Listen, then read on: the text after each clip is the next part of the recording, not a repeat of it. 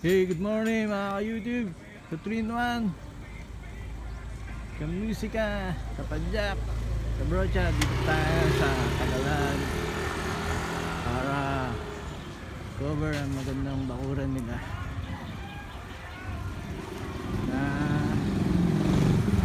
nakapaligid sa mga palaisdaan.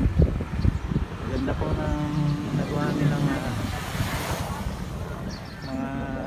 bakuran sa tabing palaisdaan. Talagang relaxing.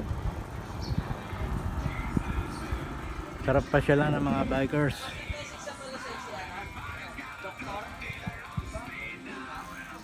Ayan, tingnan naman, nakaka-relax po ang mga kubo sa gitna ng palaisdaan. Sa palagay ko, fishing village to. Ayan.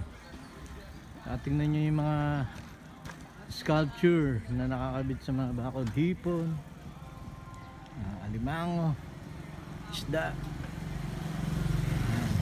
Ganda ng setup nila.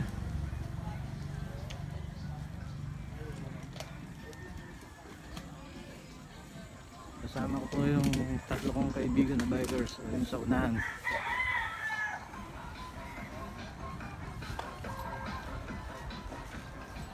Yes, mukhang masarap naman sing dito at mukhang maraming mahuhuli.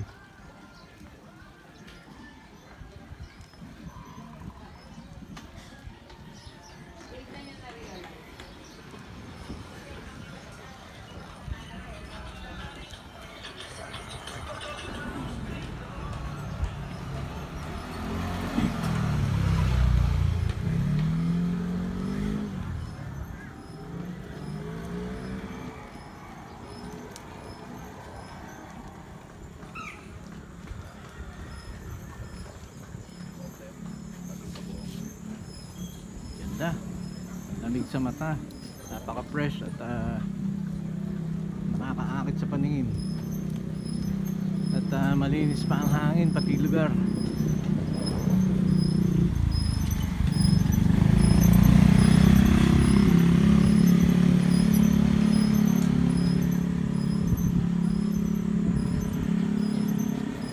Maganda rin pasyalan ng mga bikers ang lugar na ito.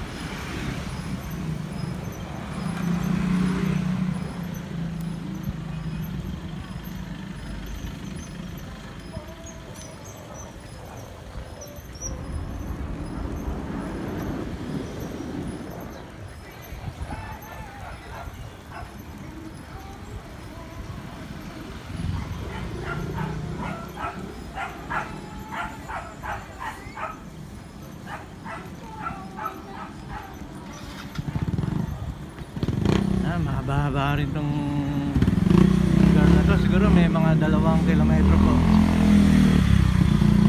Ayan, isda nyo ang paligid. Ayan.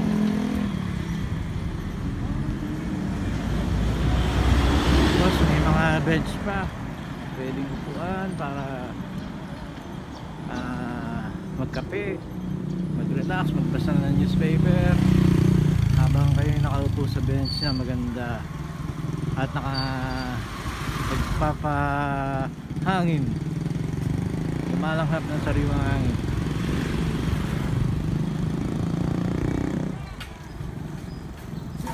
Pwede ring picnic ground para sa pamilya, barkada, at panatilihin po naman natin malinis dahil may mga nakahanda naman pong basurahan at waste segregation pa.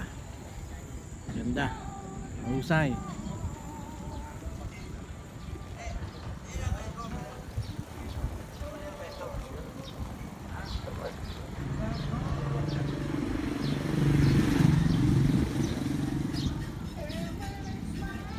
Yan, may flow floating kubo pa, ayan.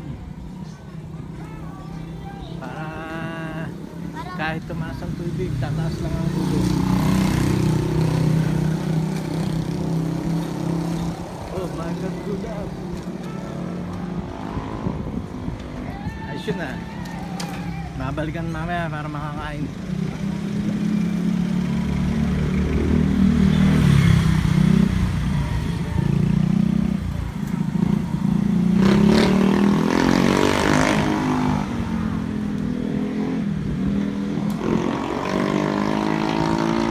Ito pong Tagalog ay matatagpuan natin sa Valenzuela City.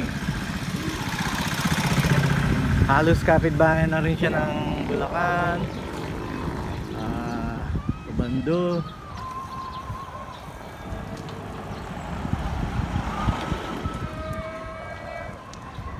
Tsaka malinis po ang lugar nila.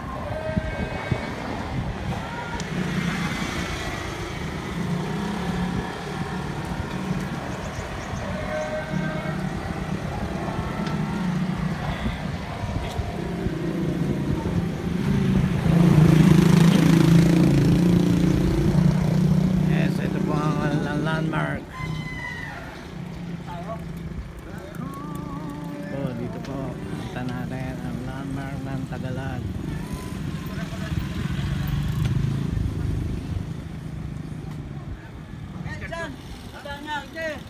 Oh, may sculpture pa. Sino kaya ang artist nito?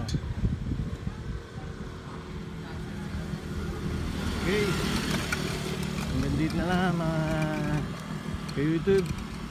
Sana po mag-subscribe kayo at para madagdagan pa po ang ating subscriber at umabot tayo sa 1,000 at higit pa na subscribers para ganahan po tayo na makapag-cover pa ng maraming video.